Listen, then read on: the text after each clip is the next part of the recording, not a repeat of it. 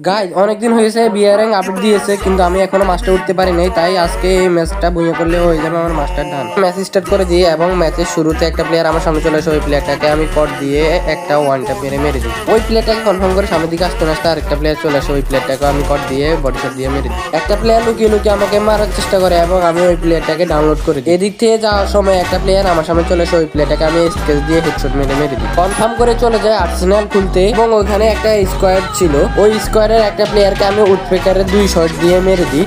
কিছুক্ষণ পর আরেকটা প্লেয়ারকেও আমি M10 দিয়ে জাতা দিয়ে মেরে দিই।